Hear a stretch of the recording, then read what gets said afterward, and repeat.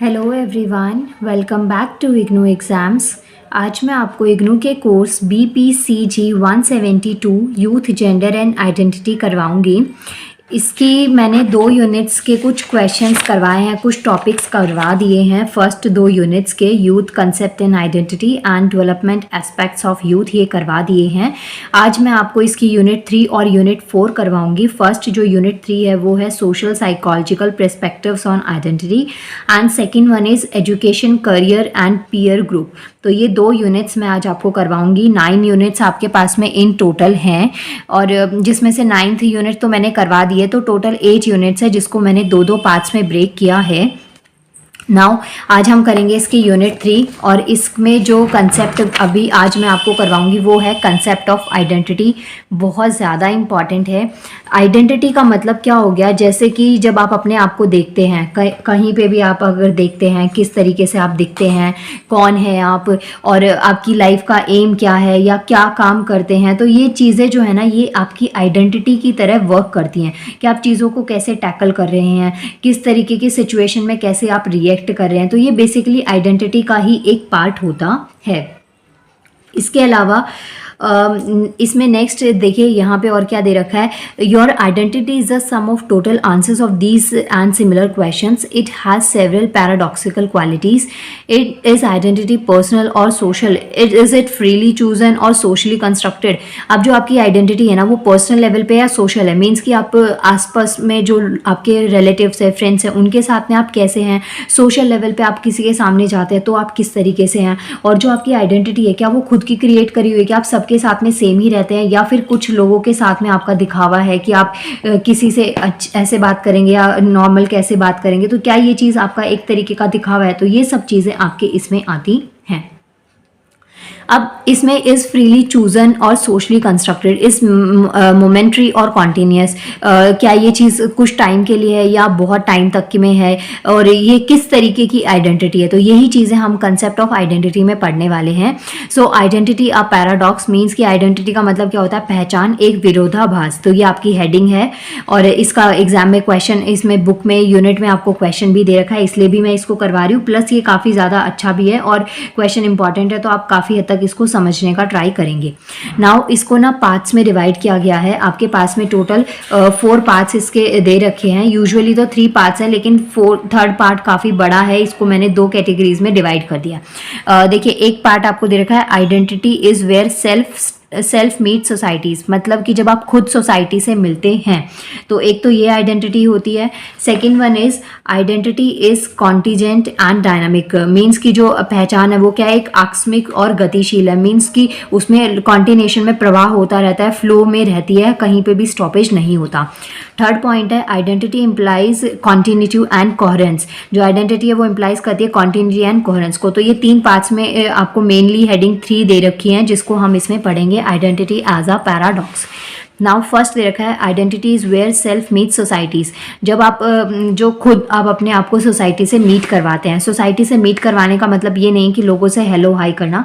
Society से meet करवाने का मतलब है जिस तरीके से भी चीज़ें चल रही हैं उसमें सर्वाइव करना, जो आपकी बेसिक नीड्स हैं उनको आप कंप्लीट कर पा रहे हैं, तो ये सब चीज़ें। इसके अलावा the way you define yourself depends on you, that is how you think you are and how you would like to be, your activities and preference, hope and fears. तो आप जिस तरीके से भी अपने आप को प्रेजेंट करते हैं, दिखाते हैं, आपकी जो इमेज है ना वो वैसे ही क्रिएट हो जाती है। सपोज आप अगर लोगों के पास में अपने आप को बहुत ही कमज़ोर, मायूस और रोने वाला दिखाते हैं, तो आपकी इमेज ऐसी ही क्रिएट हो जाएगी कि हाँ ये बहुत वीक है, बात बात पे इसको रोना आता है। अगर आप लोगों के सामने अपने आप को स्मार्ट प्रेजेंट करने का ट्राई करते हैं, स्ट्रॉन्ग दिखाने का ट्राई करते हैं, तो आपकी एक ऐसी ही इमेज क्रिएट हो जाएगी। अब आइडेंटिटी में एक और एग्जांपल देती हूँ, जो कि सोशल लेवल पे ये चीज़ पहले से ही कनेक्ट हो चुकी है, यह इमेज क्रिएट हो गई। जैसे कि एक मेल को ना ऐसा स्ट्रॉन्ग कैरेक्टर बना दिया है हमारी सोसाइटी ने कि वो रो नहीं सकते या वो अपनी फीलिंग्स को एक्सप्रेस नहीं कर सकते, तो जो ये चीज़ गलत है। वहीं पे जो फीमेल्स हैं उनमें ये चीज़ है कि वो रोती हैं बहुत ज़्यादा, छोटी छोटी बातों पर रोने लग जाती हैं। घर में भी इवन आपने एग्जाम्पल सुना होगा कि कोई रो रहा है, कोई आपका ब्रदर है, कज़न है, वो रो रहे हैं, तो उनको पेरेंट्स आपके ये भी बोल सकते हैं कि औरतों की तरह मत रो, या फिर सोसाइटी में ना ये चीज़ें आपको सुनने को मिलती है। तो ये एक तरीके की आइडेंटिटी है जो लोगों ने क्रिएट कर दी है, जो जेन्युइनली नहीं है, बट ये एक कॉन्ट्रोवर्शियल वे पे क्रिएट कर दी गई है। तो आइडेंटिटी बेसिकली वही चीज़ होती है, द वे यू डिफाइन, जिस तरीके से आप अपने आप को डिफाइन करते हैं, जिस तरीके से आप अपने आप को दिखाना चाहते हैं, तो वो चीज़ आपकी आइडेंटिटी में आती है। सपोज़ कोई बहुत वीक है इंसान है, बहुत ही इमोशनली फुल है, लेकिन फिर भी वो अपने आप को स्ट्रॉन्ग प्रेजेंट करने की कोशिश करे, हर किसी से लड़े या रूडनेस दिखाने का ट्राई करे, तो वो चीज़ क्या है, वो आपकी आइडेंटिटी बन जाती है कि आप अपने आप को कैसे प्रिटेंड कर रहे हैं। तो आइडेंटिटी क्या है, एक यूनिक सिग्नेचर है। Even twins do not have identical identities. जो ट्विंस होते हैं ना, जो जुड़वा बच्चे होते हैं, उनकी भी जो आइडेंटिटीज़ होती हैं वो एक जैसी नहीं होती, उनमें भी बहुत सारी डिससिमिलैरिटीज़ आपको देखने को मिलती है। As youth, you may be living in the same social world, example college student, but you all are not similar. अब देखिए, कॉलेज में अगर आप जाते हैं तो सेम कोर्स में बहुत सारे बच्चे आपको मिलेंगे, लेकिन उन सबका जो सबकी आइडेंटिटी है, तरीका है चीज़ों को पढ़ने का, सॉल्व करने का, वो सबका अलग अलग होता है। प्लस अगर आप स्कूल में पढ़ते थे, जब आप स्कूल में थे, तो आपने देखा होगा 30-40 स्टूडेंट्स की जो क्लास है उसमें सब लोगों की एक अलग पहचान होती है। तो आइडेंटिटी इसी चीज़ को डिफाइन करती है कि वो किसी भी की दो जनों की सिमिलर नहीं होती, उसमें कुछ ना कुछ हद तक आपको डिससिमिलैरिटीज देखने को मिलती हैं, कुछ ना कुछ आपको अलग तरीके से चीज़ें देखने को मिलती हैं। Your identities derive from your particular experience in the world which are unlikely to complete overlap with that of others. तो देखो, इसको हिंदी में मैंने लिखा हुआ है, आपकी जो पहचान होती है आपके उन विशेष अनुभवों से प्राप्त होती है, मतलब जो आपका लाइफ का एक्सपीरियंस रहता है, जो चीज़ें आपको ईजिली मिल गई, आपने बहुत स्ट्रगल किया, तो जो भी आपकी लाइफ रहती है ना, उस अकॉर्डिंग जो आपके एक्सपीरियंस होते हैं उससे आपकी आइडेंटिटी क्रिएट होती है, जिनमें दूसरों के साथ पूरी तरह से ओवरलैप होने की संभावना नहीं है, कि मीन्स की पूरी पॉसिबिलिटीज़ है कि आप दूसरों से आपकी जो आइडेंटिटीज़ है वो काफ़ी हद तक डिफरेंट होंगी, क्योंकि कोई भी आपस में सेम नहीं होता, सिमिलर नहीं होता है। सो ये फर्स्ट पॉइंट था आपका, identity is where self meets society. इसमें कुछ और पॉइंट्स भी आपको दे रखे हैं, जैसे कि आइडेंटिटी फॉर्मेशन जो होती है ना, वो पर्सनल और कलेक्टिव प्रोजेक्ट हो सकती है। पर्सनल जो चीज़ आप प्रेजेंट कर रहे हैं, जिस तरीके से आप अपने आप को अकेले में देखते हैं, और कलेक्टिव प्रोजेक्ट मतलब कि आपने 4-5 लोगों से आपके ग्रुप में बात होती है, तो उन पांचों की कुछ ना कुछ क्वालिटीज़ आपके अंदर आ गई और आपने वो चीज़ अपने अंदर डालनी स्टार्ट कर दी, तो वो चीज़ क्या है, आपका एक कलेक्टिव प्रोजेक्ट बन गया।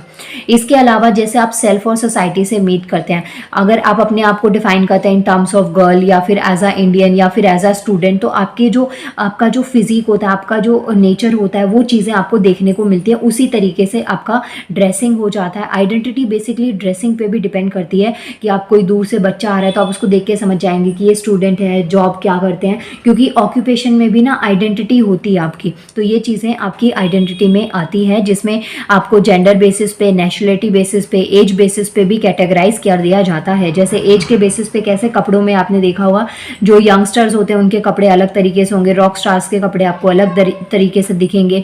वहीं पे जो ओल्ड एज होते हैं, आपके पेरेंट्स हैं जैसे, जो इनमें मैच्योरिटी लेवल काफ़ी ज़्यादा हो जाता है, फैमिली भी काफ़ी बड़ी हो जाती है, तो उस टाइम पे उनकी जो ड्रेसिंग होती है वो काफ़ी हद तक चेंज हो जाती है। तो ये सब चीज़ें आइडेंटिटी के ही कुछ पर्सपेक्टिव्स आपको दे रखे हैं।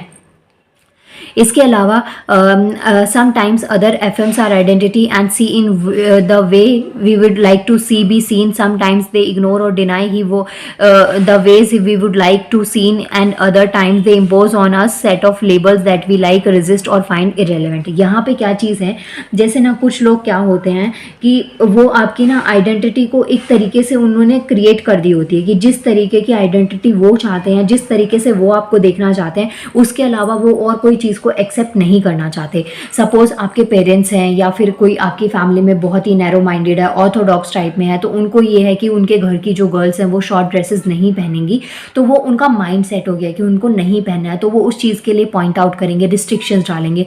हो सकता है कुछ काफ़ी ज़्यादा मॉडर्न और ओपन माइंडेड फैमिलीज होती हैं जो इसमें किसी तरीके की रिस्ट्रिक्शंस नहीं देते, तो कुछ कई बार आइडेंटिटी हमारी खुद की एक्चुअल में होती नहीं है, उसे क्रिएट कर दिया जाता है कि लोग आपको कैसे देखना चाहते हैं और जिस तरीके से हम उनको देखना पसंद करते हैं। तो ये चीज़ें आप देखते हैं, जैसे कि इसमें एग्जाम्पल बहुत सारे आप एग्जाम्पल ले सकते हैं, कि एक वाइफ अपने हस्बैंड के लिए रेडी हो रही है, या फिर जो लोग रिलेशनशिप में होते हैं तो एक गर्लफ्रेंड या बॉयफ्रेंड वो अपने लव्ड वंस के लिए रेडी होते हैं। तो ये चीज़ें क्या है कि आपको कोई कैसे देखना चाहता है, तो कई बार उस वजह से भी आप अपनी आइडेंटिटी को चेंज कर देते हैं। तो यही चीज़ें आपको इसमें बता रखी हैं। इसके बाद में next, identity can also be social in other way. तो आइडेंटिटी बेसिकली सोशल लेवल पे भी हो सकती है। आप कहाँ पे कौन से इन्वायरमेंट में है, कौन से टाइम पे कहाँ पे आप बैठे हुए हैं, तो उस अकॉर्डिंग भी जो आपकी आइडेंटिटी है वो चेंज हो सकती है। Who you are at given moment of time is dependent upon where you happen to be. कहाँ पर हैं आप, किसके साथ में हैं, और जो जिसके साथ में है वो किस तरीके का इंसान है। तो ये चीज़ें भी आपकी जो आइडेंटिटी है, पहचान है, उसके ऊपर बहुत ज़्यादा फ़र्क डालती हैं। जैसे सपोज आप बहुत ज़्यादा बोलने वाले इंसान हैं, लेकिन आप किसी ऐसे स्ट्रिक्ट इंसान के साथ में बैठे हुए जिसको ज़्यादा बोलना पसंद नहीं है, तो ऑब्वियसली आप उसके साथ में चुपचाप ही बैठेंगे। और फिर कोई आपको बाहर से देखेगा तो उसे ये लगेगा कि दोनों को ही बोलना ज़्यादा पसंद नहीं है। तो एक्चुअल जो आपकी क्वालिटी है, जो आपकी आइडेंटिटी है, वो आपसे बात करने के बाद ही पता चल सकती है। तो जो आपकी आइडेंटिटी है ना, वो हमेशा इस चीज़ पे भी डिपेंड कर जाती है कि आप कहाँ हैं, किसके साथ में, कैसे सिचुएशन में हैं। तो इन चीज़ों पे भी आपकी आइडेंटिटी डिपेंड करती है। सेकेंड इसमें दे रखा है आपको जो आइडेंटिटी है ना, वो क्या है, कॉन्टीजेंट एंड डायनामिक। आपकी जो आइडेंटिटी है वो आकस्मिक है या गतिशील है। ये बीच में थोड़ा शोर हो रहा है, उसके लिए रियली वेरी सॉरी, बट मेरी मजबूरी है कि मैं इसको अभी रिकॉर्ड कर दूँ तभी ये टाइम पे अपलोड हो पाएगी, क्योंकि ये काफ़ी लेंदी वीडियोज़ होती हैं, इसको अपलोड करने में भी ना थोड़ा टाइम लग जाता है मुझे। Now, contingent and dynamic में who you are captures only an aspect of identity that a person is conscious of at a given moment in the given context, like a snapshot. Thus, identity has a special and temporal context. It is constantly in flux. When the context around us change, identity also changes. यहाँ पे आपको क्या चीज़ बता रखी है, जो पहले वाला एग्जाम्पल मैंने आपको दिया ना, सेम चीज़ यहाँ पे आपको बता रखी है कि जो आपकी आइडेंटिटी है ना, वो सोशल लेवल पे भी डिपेंड करती है कि आप कहाँ पे हैं और किसके साथ में हैं। जैसे ही आपकी प्लेस चेंज हुई, आपकी आइडेंटिटी भी क्या हो गई, चेंज हो गई। सपोज आप कहीं पे ऐसी जगह पे जहाँ पे बहुत ही सैड सा एटमोसफेयर और आप वहाँ पे बैठे हुए, तो ऑब्वियसली आप स्माइल नहीं कर सकते, या जो आपका टोन है वो उसी तरीके से रहेगा। और वहीं पे जब आपका प्लेस चेंज हुआ तो उसके साथ में आपकी आइडेंटिटी भी क्या हो जाती है, चेंज हो जाती है। यहाँ पे कुछ आपको एग्जांपल्स दे रखे हैं, जैसे फॉरेन हो गया या नेशनल लेवल पे आप कई बार देखते हैं, कहीं पे आप बाहर जाते हैं तो आपकी जो आइडेंटिटी है वो चेंज हो जाती है। यहाँ पे एग्जाम्पल दे रखा है, as a women moves from her room in a slum to a shop in a mall. यहाँ पे देखिए आइडेंटिटी कैसे चेंज होती हुई दिखा रखी है। सॉरी, मेरा गला एकदम से पता नहीं क्या हो जाता है बोलते बोलते ना। यहाँ पे आपको क्या चीज़ दिखा रखी है कि एक वुमेन है जो कि स्लम में रहती है। स्लम में मतलब कि ज़्यादा पोश एरिया नहीं होता, झुग्गी टाइप का एरिया है। वहाँ पे अगर एक लेडी रह रही है, वो अपने रूम में है और वो वहाँ से कहाँ पे गई, मॉल में, तो ऑब्वियसली एटीट्यूड में कहीं ना कहीं थोड़ा बहुत चेंज आ जाता है। तो ये चीज़ होती है कि आपका जो आइडेंटिटी है ना, वो काफ़ी हद तक चेंज हो गई। उसके अलावा she transit from being a wife, mother to a worker identity of a sales women. अब यहाँ पे ना 3 कैटेगरीज दिखा रखे हैं, एक एज अ वाइफ, एक एज अ मदर और एक एज अ वर्किंग वुमेन। तो भी आइडेंटिटी तीनों ही स्टेजेस में अलग अलग हो जाती है। और यही चीज़ आपको बता रखा है, different social world that we are a part of shuffle the various aspects of our identity. अब जिस हम सोशल वर्ल्ड में रहते हैं, जहाँ पे डिफरेंट डिफरेंट एस्पेक्ट्स होते हैं, रहने के, खाने पीने के, घूमने फिरने के, तो उस अकॉर्डिंग हमारी जो आइडेंटिटीज़ है ना, वो काफ़ी हद तक चेंज हो जाती है। इसको एक और एग्जांपल से समझिए। मानिए आप एक नॉर्मल फैमिली में रहते हैं, जहाँ पे आपके घर की जो फीमेल्स हैं वो सूट सलवार ऐसी चीज़ें पहनती हैं, लेकिन जब अगर वो किसी फॉरेन ट्रिप पे जाते हैं या कहीं पे घूमने के पर्पज से आप जाते हैं, तो ऑब्वियसली उनकी ड्रेसिंग में भी चेंज आ जाता है, चाहे मेल हो चाहे फीमेल हो, तो ड्रेसिंग में भी चेंज आता है। वहीं पे जब आप सोशल मीडिया के एडिक्टेड हो जाते हैं, इंस्टाग्राम पे रील्स बनाते हैं, वो यूट्यूब पे शॉर्ट्स डालते हैं, तो डांसिंग है या फिर कुछ अलग से आप कंटेंट क्रिएटर होते हैं, तो आपकी ड्रेसिंग में ना धीरे धीरे चेंजेस आपको देखने को मिल जाते हैं। तो ये चीज़ क्या है, आपकी आइडेंटिटी टाइम के साथ में क्या होने लग गई, चेंज होने लग गई।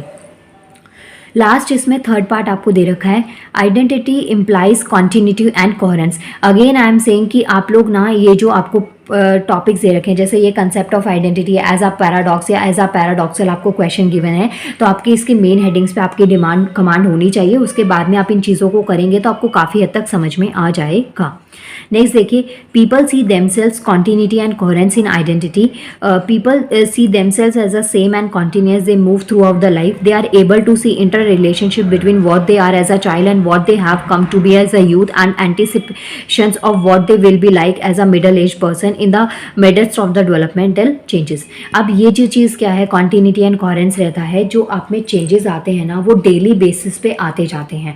डेली बेसिस पे आपको बहुत सारी चीज़ें सोशल लेवल पे भी इफेक्ट फैक्टर्स आपके ऊपर वर्क कर सकते हैं। जैसे आप जिस भी ग्रुप में हैं, आप मानिए ऑफिस में जाते हैं तो आपका जो ग्रुप है वहाँ पे सब लोग बहुत एडवांस मॉडर्न टाइप के कपड़े पहनते हैं, तो आपकी आइडेंटिटी उनके थॉट्स की तरह आपके थॉट्स भी चेंज होने लग जाएंगे। प्लस आपका way of talking, way of eating, जो भी आप उनके साथ में चीज़ें एक्टिविटीज़ करते हैं तो धीरे धीरे आप वो चीज़ें सीखने लग जाते हैं। एज अ चाइल्ड आपकी एक अलग आइडेंटिटी होती है, चीज़ों को टैकल करने का तरीका अलग होता है। जैसे जैसे आपकी एज बढ़ती है, आप में मेच्योरिटी लेवल बढ़ता जाता है। प्लस आपकी ड्रेसिंग, आपकी जो खाने का तरीका है, चीज़ों को देखने का तरीका है, या सिचुएशन में डिसीजन मेकिंग जो होती है, वो सब चीज़ें आपकी चेंज हो जाती हैं। सो आइडेंटिटी बेसिकली आपकी ड्रेसिंग पे ही वर्क नहीं करता। आइडेंटिटी का मतलब बहुत बहुत सारी चीज़ें आपके पास में वर्क होती हैं। सब चीज़ें जो भी आप सोसाइटी में देखते हैं, करते हैं, वो सब चीज़ें आइडेंटिटी का ही एक पार्ट होता है। अब जो आइडेंटिटी क्या है, identity is a paradoxical experience. यहाँ पे आपको ना पीछे इस पे एक क्वेश्चन भी दे रखा है यूनिट के एंड में कि आइडेंटिटी क्या है, एक पैराडॉक्सिकल एक्सपीरियंस है। इसको आपको एलैबोरेट करना है या इस स्टेटमेंट पे लाइट डालना है। तो ये स्टेटमेंट के लिए आपको ऑब्वियसली अगर ये क्वेश्चन आता है कि कंसेप्ट ऑफ आइडेंटिटी को एक्सप्लेन करना है, या फिर अगर आपसे ऐसे क्वेश्चन दे दिया जाए कि identity is a paradoxical experience, तो इसको आपको एलैबोरेट करना है या एक्सप्लेन इट। तो आपको यही चीज़ करनी है। ये जो सारे पॉइंट्स आपको दे रखे हैं, मैंने आपको जो आपको पॉइंट समझाए, ये सारे पॉइंट्स को आपको अपने आंसर में ऐड ऑन करना है। अब यहाँ पे देखते हैं। ये पैराडॉक्सिकल एक्सपीरियंस पे अगर आपको सेंटेंस पे लाइट डालनी हो, एलैबोरेट करना हो, तो आप इन पॉइंट्स का यूज़ कर सकते हैं। यही चीज़ें आपको यहाँ पे भी इस पॉइंट्स में बता रखी हैं। जैसे कि जो आप पर्सनल लेवल पे या सोशल लेवल पे चूज़ करते हैं, कंस्ट्रक्ट करते हैं, तो ये चीज़ें भी आपकी आइडेंटिटी का ही एक पार्ट होती हैं। कई बार ऐसा होता है कि आप खुद से अपनी आइडेंटिटी खुद से क्रिएट कर लेते हैं, और कई बार ऐसा होता है कि सोसाइटी उस आइडेंटिटी को क्रिएट करवा देती है। जैसे कि स्कूल में सब स्टूडेंट सेम स्कूल यूनिफॉर्म में जाते, तो वहाँ पे आइडेंटिटी को क्रिएट करवाया गया है।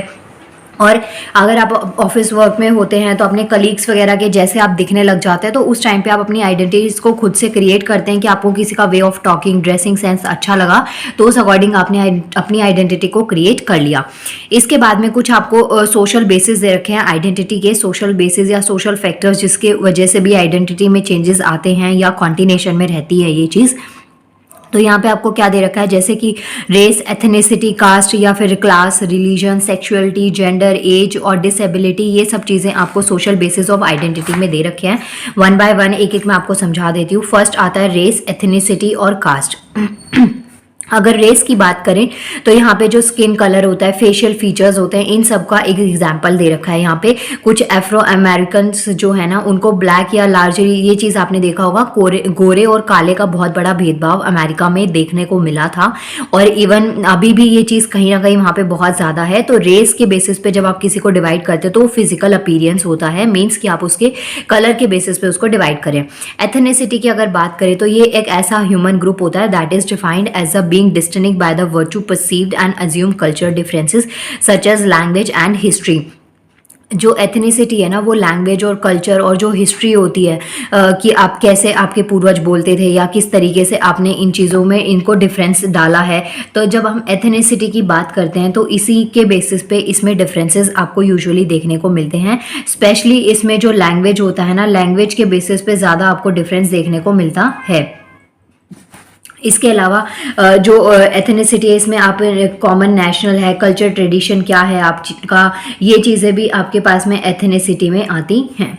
नेक्स्ट आता है कास्ट क्या है, एक तरीके का सोशल ग्रुप है, divide on the basis of common ancestries and heredity occupations, जो चीज़ आपको विरासत में मिलती है। It is hierarchically organised and relations among caste and are defined as a concept of purity and pollutions.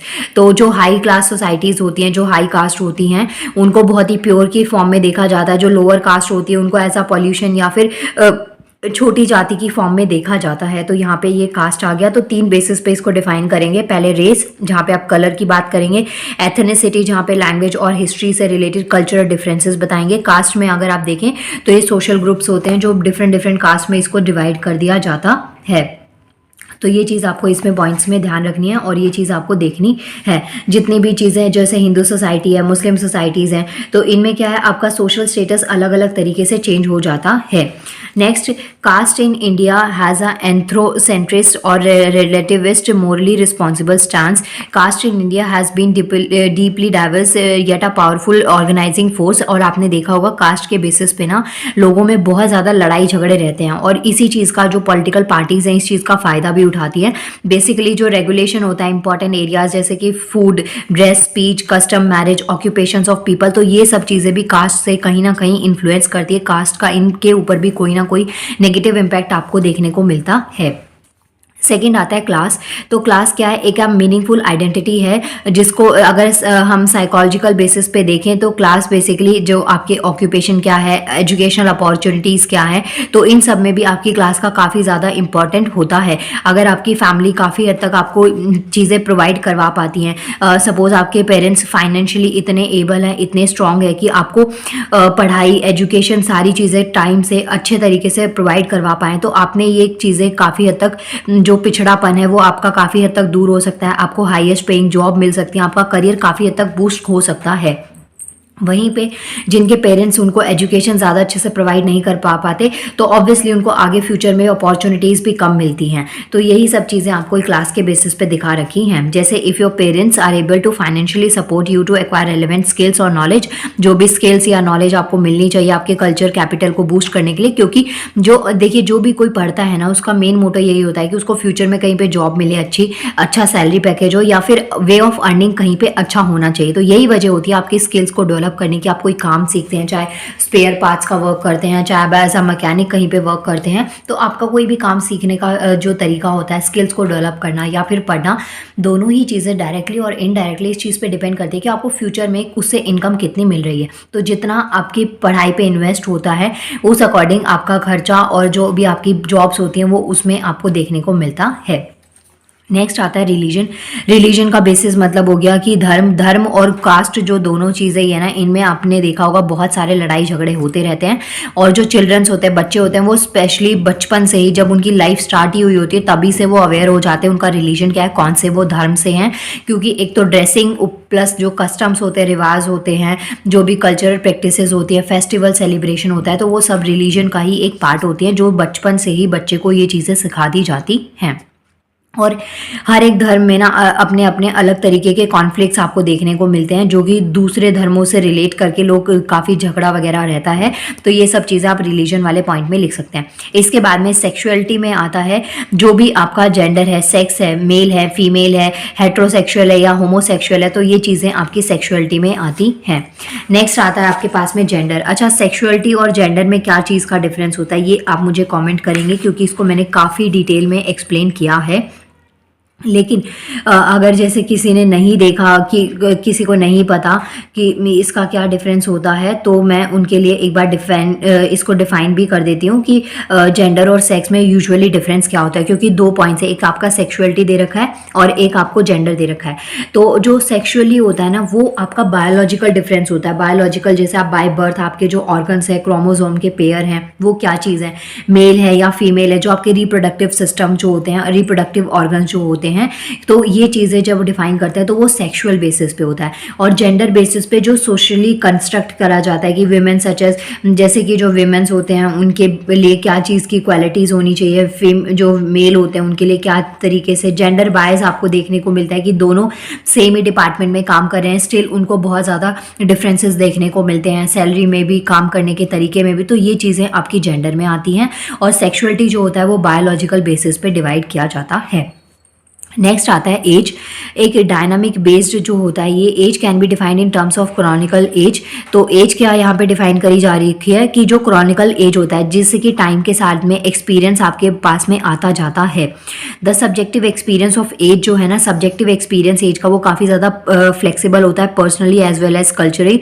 जितना ज़्यादा प्रैक्टिस में रहते हैं तो कई बार होता है कि किसी डिपार्टमेंट में आप वर्क कर रहे हैं तो वहाँ पे एक ग्रुप है जहाँ पे आपसे छोटे भी जो है ना उनका एक्सपीरियंस ज़्यादा है, वो आपसे काफ़ी अच्छे तरीके से काम कर पाते हैं। तो ये इसी चीज़ से आता है कि आपका एक्सपीरियंस कितना है, कितने अच्छे से आपने जो आपकी कैटेगरीज हैं उसको डेवलप किया है। तो ये सब चीज़ें आपकी एज में आती हैं। इसके अलावा अगर एज को कैटेगराइज किया जाए तो वो चाइल्डहुड, एडोलसेंस, अडल्टहुड और ओल्ड एज जो ऐसे स्टेजेस आते हैं, जैसे बच्चे में कुछ बचपना रहता है, फिर अडोलसेंस आती है, थोड़े मेच्योरिटी होती है, अडल्टहुड में और ज़्यादा मेच्योरिटी होती है, ओल्ड एज में हमें काफ़ी चीज़ों का एक्सपीरियंस हो चुका होता है, लाइफ की बहुत सारे अप्स एंड डाउन्स हम लोग देख चुके होते हैं। तो ये इस बेसिस पे आपने इसको डिफाइन किया है।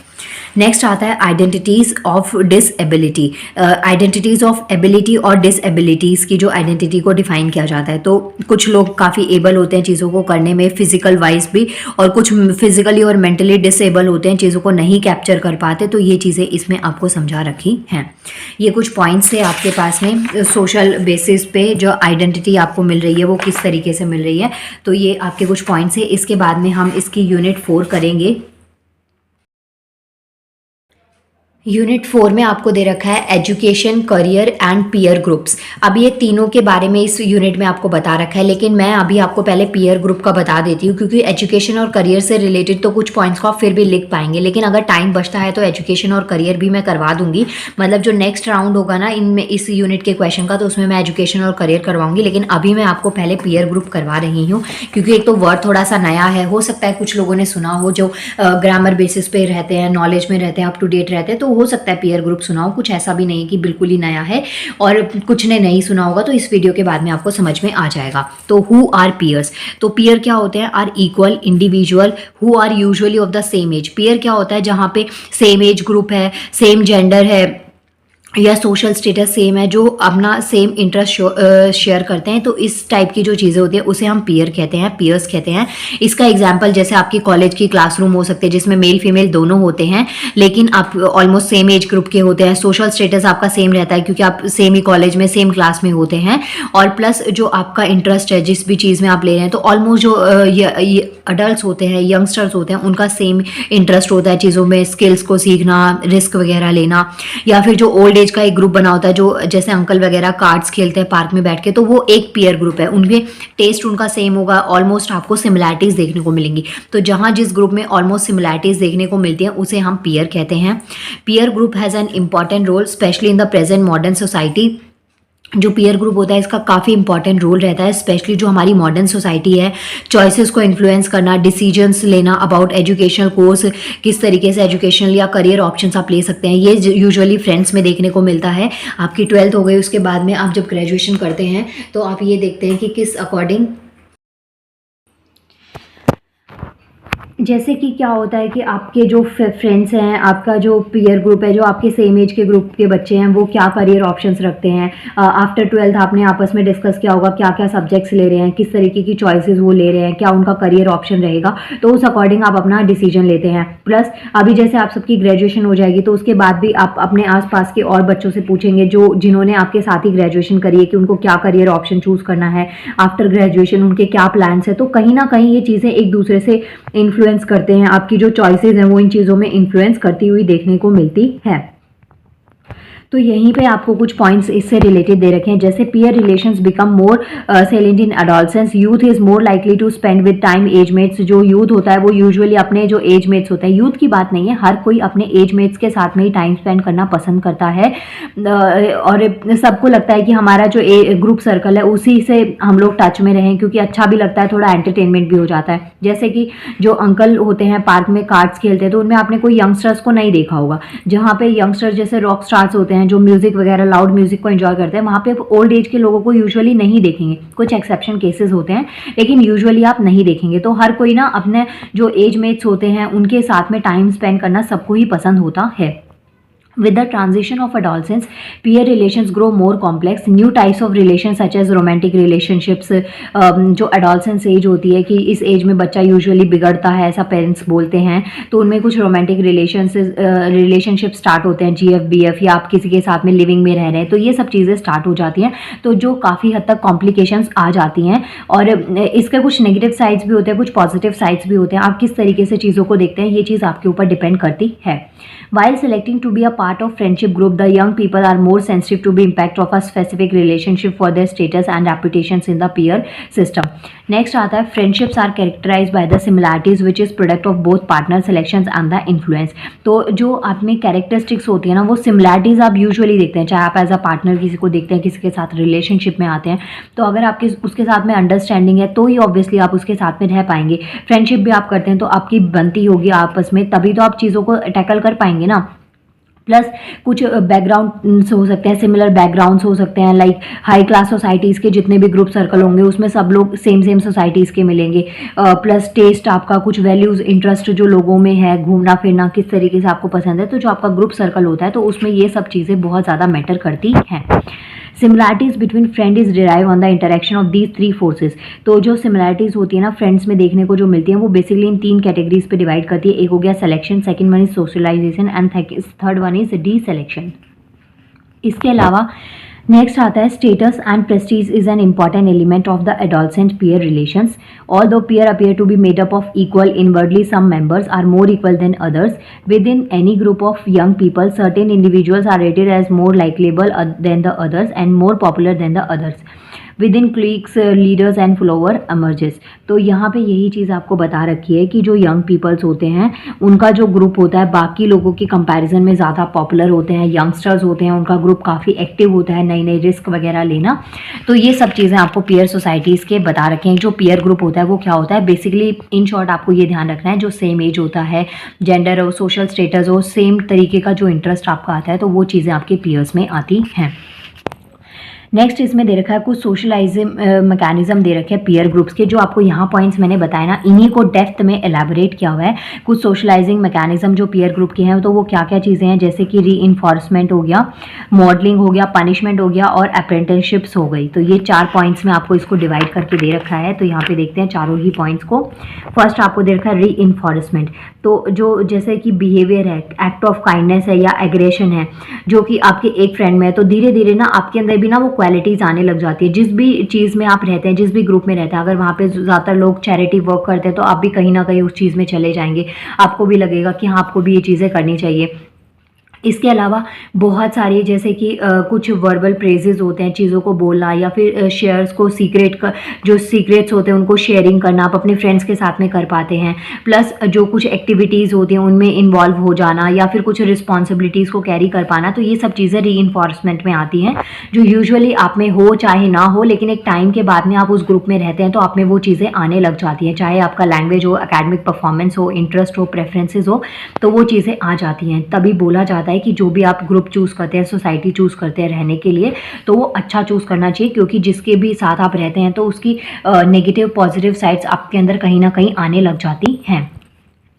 नेक्स्ट जो आपके पास में है वो है मॉडलिंग। यहाँ पे मॉडलिंग का मतलब ये बिल्कुल भी नहीं है कि आप रैम्प वॉक कर रहे हैं, कैट वॉक कर रहे हैं, यहाँ पे इसका मतलब ये नहीं है। यहाँ पे जो मॉडलिंग वर्ड है इसका मतलब हो गया वे ऑफ ड्रेसिंग।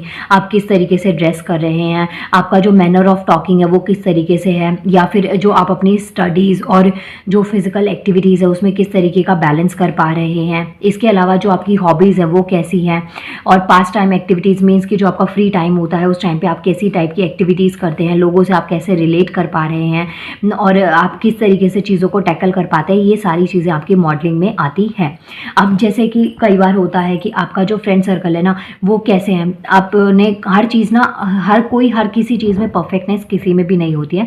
कुछ चीज़ें आपको आपके फ्रेंड से, सोसाइटी में जैसे आप रहते हैं तो उनसे आती हैं। जैसे कि यहाँ पे कुछ एग्जाम्पल दे रखे हैं, जैसे कि आप जब चॉपस्टिक्स का यूज़ करते हैं तो सबको नहीं आता ना। अगर आप चाइनीज़, जापानीज़ ऐसे लोगों के साथ में रहते हैं तो धीरे धीरे आपके अंदर वो बिहेवियर आने लग जाता है। आप एक कंपनी में, एमएनसी में वर्क करते हैं तो वहाँ पे आपके जो कलीग्स हैं वो डिफरेंट कल्चर से बिलोंग करते हैं, तो हो सकता है आप तमिल सीखने लग जाएँ, हो सकता है आपको भोजपुरी समझ में आने लग जाए, हो सकता है कि जो आपका इंटरेस्ट है वो साउथ इंडियन फूड में ज़्यादा होने लग जाए। तो ये चीज़ें आपकी मॉडलिंग का ही एक पार्ट होता है। अगर आप एज अ इंडियन देखें तो मोस्टली लोग ना क्या करते हैं कि जो बॉलीवुड मूवीज़ होती हैं वो देखते हैं, लेकिन आपके कलीग्स ऐसे हैं जो कि हॉलीवुड में, वेब सीरीज़ में उनका ज़्यादा इंटरेस्ट है, तो हो सकता है कि आप भी उन चीज़ों को धीरे धीरे देखना स्टार्ट कर दें, सीखना स्टार्ट कर दें। तो यही सब पॉइंट्स इसमें आते हैं। नेक्स्ट आता है punishment. Peers also influence their contemporaries through punishments. Punishment take various form, जैसे रिजेक्शन हो गया, एक्सक्लूजन हो गया from the group, physical aggression हो गया, टीजिंग हो गया या बुलिंग हो गया। जैसे कि आपके ग्रुप में आप रहते हैं तो वहाँ पे उन्होंने आपको रिजेक्ट कर दिया, या किसी के साथ आप रिलेशनशिप में आना चाहते हैं उन्होंने आपको रिजेक्ट कर दिया, तो ये एक तरीके की पनिशमेंट का ही एक टाइप होता है। जैसे टीज करना, किसी को धोखा देना, बुलिंग करना, जैसे आपने सुना भी होगा कॉलेजेस में जब जाते हैं ना तो रैगिंग वगैरह होती है। इसके अलावा जो फिजिकल एग्रेशन होता है, गुस्सा दिखाना, चीज़ों को तोड़ फोड़ देना, तो यही सब चीज़ें इसमें आपके पनिशमेंट में एक फॉर्म है। Rejection and exclusion can be due to the various factors. तो बहुत सारे ऐसे फैक्टर्स होते हैं जिसकी वजह से रिजेक्शन या एक्सक्लूजन आपको देखने को मिल सकता है। अगर हम फिजिकल कैरेक्टरिस्टिक्स की बात करें तो किसी की शॉर्ट हाइट है, किसी का डार्क कॉम्प्लेक्शन है, कोई ओवरवेट है या फिजिकली हैंडीकैप्ड है, तो उन लोगों को ज़्यादा अटेंशन नहीं मिलता। वहीं आप बहुत गोरे चिट्टे हैं, आपकी हाइट बहुत अच्छी है, तो लोग आपकी साइड ऑटोमेटिकली अट्रैक्ट होने लग जाते हैं। तो ये एक पनिशमेंट में आप ये सब चीज़ों को लिख सकते हैं। इसके अलावा जो अकेडमिक एबिलिटीज़ होती हैं, लर्निंग डिसेबिलिटीज़ हो गया या फिजिकल पावर्स हो गए, जैसे वीक है, नॉन एथलेटिक है, आपका स्पोर्ट्स में कोई इंटरेस्ट नहीं है, तो ऑलराउंडर नहीं है, तो उस टाइम पे ये चीज़ें आपको देखने को मिलेंगी। स्पेशली जो सोशल स्टेटस होता है ये भी बहुत वर्क करता है यहाँ पे। जैसे आप पुअर फैमिली से बिलोंग करते हैं, आप बैकवर्ड कास्ट में, स्केड्यूल कास्ट में जहाँ पे आपको रिजर्वेशन मिला हुआ है, कोटा मिला हुआ है, तो ये सब चीज़ें आपके पास में पनिशमेंट वाले कॉलम में आप लिखेंगे। इसके बाद में नेक्स्ट आता है आपके पास में अप्रेंटिसशिप्स। इसमें क्या होता है, वर्ड जैसे कि आपने take a apprentice role under the masters और learn trade well enough to succeed alone. Peers often teach their age mates variety of skills and introduce them to the new kinds of knowledge and information. Example यहाँ पे दे रखा है, जैसे कि आपका जो group है, मानिए आपके 30 स्टूडेंट्स आपकी क्लास में, जिसमें से 5-5, 6-6 बच्चों का एक ग्रुप बना हुआ है। तो हो सकता है कि आपके मैथ्स में आप वीक हैं या किसी सब्जेक्ट में आप वीक है, तो आपके क्लासमेट ने, आपके बैचमेट में या जो आपका पीयर ग्रुप है उसने आपकी उस चीज़ में हेल्प कर दी कि आप उसको ओवरकम करें।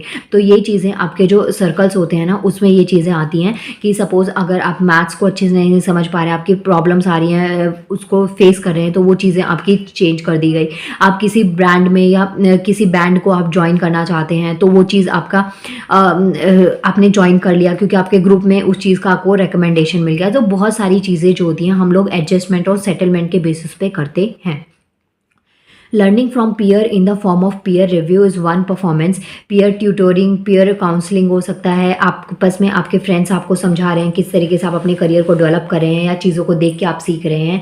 आपने देखा आपका जो एज ग्रुप है ना उसके आपके 3 या 4 ऐसे फ्रेंड्स हैं जो काफ़ी अच्छा करियर को लेके कर रहे हैं, तो आपने भी सोचा कि अब मुझे भी वो चीज़ करनी चाहिए।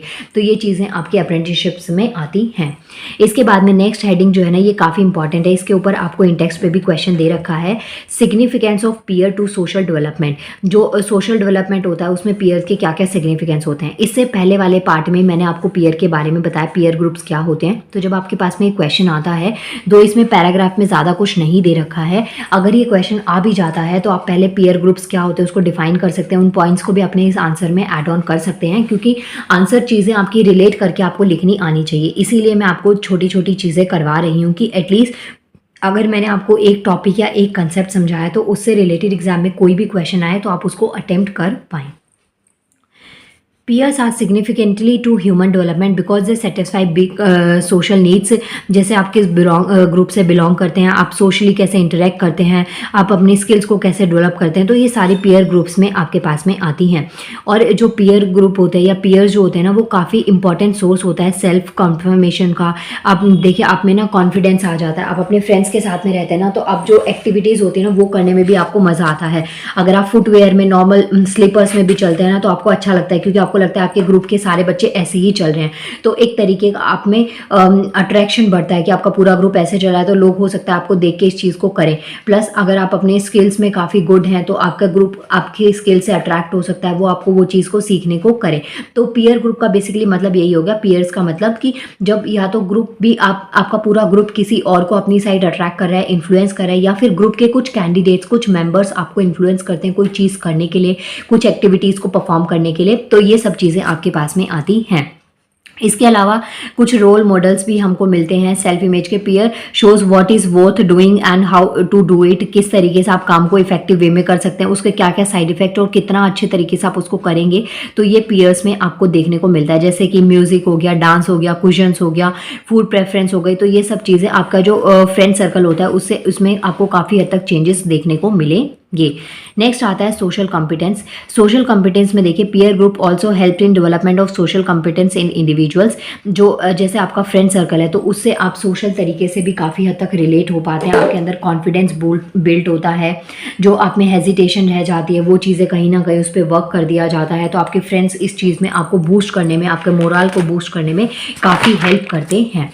तो ये पॉइंट्स आप इसमें लिखेंगे। इसके अलावा engagement with peers teaches children the limitation that group plays on their selves in returning or providing opportunities to belong. One learns to recognize the right to others, share and see things from other people perspective, and see and to please others in the process of getting along with others. Getting along with others is also related to the ability to empathize both emotionally and behaviorally. आपका जो work है, जैसे कि आप कोई काम करना start करते हैं तो आपने स्टार्टिंग में ना एक अकेले काम करना स्टार्ट किया, उसके बाद में उसके साथ में लोग अटैच होते जाते हैं। सोशल साइट्स में आपने देखा होगा, आप कोई चैनल क्रिएट करते हैं, इंस्टा पे रील्स क्रिएट करते हैं, तो आपके फ्रेंड्स या जो पीयर ग्रुप है आप होप रखते हैं कि वो और देखें और उस चीज़ को डेवलप किया जाए, उस तरीके की उस चीज़ों को शेयर किया जाए, लोगों के व्यूज़ उस पर ज़्यादा से ज़्यादा हैं। तो ये चीज़ें कहीं ना कहीं पॉजिटिव साइड पे भी और नेगेटिव साइड पे भी इन्फ्लुएंस करती हैं। प्लस अगर किसी को आप देखते हैं कि कोई आपकी एज का कोई यंगस्टर है, मानिए कोई 20-21 ईयर्स ओल्ड है और उसने काफ़ी कुछ अचीव किया, तो हो सकता है आप उससे इन्फ्लुएंस हो, आप भी सोचें कि हाँ, आप भी लाइफ में कुछ आगे ऐसी चीज़ें करना चाहते हैं। इसके अलावा ये चिल्ड्रंस में डेवलपमेंट होता है काफ़ी हद तक, हम जो राइट एक्शंस होते हैं, सही और गलत की पहचान हमको देखने को मिलती है। इसके अलावा हमें कुछ ऐसे एक्शंस भी पता चलते हैं कि हमारी फीलिंग्स के, हम किसी से अपनी एक्टिविटीज़, हम किसी को हर्ट ना कर दें। तो इन सब चीज़ों पर भी आप काफ़ी कोऑपरेटिव रूल्स में और रूल्स को फॉलो करना या रूल ऑफ गेम्स को फॉलो करना, तो ये सब चीज़ें जो पीयर ग्रुप इंटरेक्शन होता है उसमें ये सब चीज़ें आपकी इन्वॉल्व हो जाती हैं। इसके अलावा यहाँ पे कुछ जैसे आपको बता रखा है कि जो पीयर ग्रुप्स होते हैं ना, individual opportunity to try out roles and values learn at homes. जो चीज़ आप घर में सीखते हैं, चीज़ों को आपको इम्प्लीमेंट करने का एक तरीके का रोल मिलता है। इसके अलावा जैसे पीयर ग्रुप्स होते हैं वो सिम्बल्स और रिचुअल्स, क्या आपका वे ऑफ ड्रेसिंग चेंज हो गया, वे ऑफ जो बिहेवियर है, एटीट्यूड है, जो आपका ओपिनियन है, वो सब चीज़ें चेंज होने लग जाती हैं। जैसी सोसाइटी में आप रहते हैं ना, आप में वही सब चीज़ें आने लग जाती हैं। अगर आप बिल्कुल टिप टॉप बन के रहते हैं, आपके आसपास के सारे लोग एकदम टिप टॉप बन के रहते हैं, तो आप भी वैसे ही बन के रहने लग जाएंगे। तो ये कहीं ना कहीं चीज़ें आपको इन्फ्लुएंस करती हैं कि आप किस तरीके से सीख रहे हैं। प्लस अगर आप देखते हैं कि कोई आपके आसपास में बहुत स्ट्रॉन्ग कैरेक्टर है, वो काफ़ी चीज़ों को अकेले ही टैकल करते हैं, तो आप भी सोचते हैं कि आप भी अपनी फैमिली को ऐसे ही संभालेंगे, इन्हीं चीज़ों को ऐसे ही टैकल करेंगे। तो यही सब पॉइंट्स आपको यहाँ पे बता रखे, बहुत बेसिक चीज़ें आपको दे रखे। इन सारे पॉइंट्स को आप यहाँ से रीड करना और ऐसे आप अपने नोट्स को प्रिपेयर कर सकते हैं, पॉइंट्स को याद रख सकते हैं। सो ये आपकी 2 यूनिट्स हो गई हैं, 3rd और 4th। इसके बाद में मिलेंगे नेक्स्ट वीडियो में, जिसमें मैं आपको यूनिट 5 और यूनिट 6 करवाऊंगी। उसके बाद में 7 एंड 8, और कल के दिन में आपका राउंड 1 कंप्लीट हो जाएगा। उसके बाद में हम इसका राउंड 2 करेंगे, जिसमें मैं आपको 2 और अलग से क्वेश्चंस करवाऊंगी। और जितने भी क्वेश्चंस मैं अभी आपको करवा रही हूँ उनको काफ़ी अच्छे से प्रिपेयर करिए, ताकि एग्जाम में आए तो आपके पास में फिक्स्ड रिटन मटेरियल होना चाहिए कि आप एग्जाम में इसको लिख कर आ रहे हैं और इससे रिलेट करके आप आंसर्स को लिख पा रहे हैं। नाउ मिलते हैं नेक्स्ट वीडियो में। Thank you so much.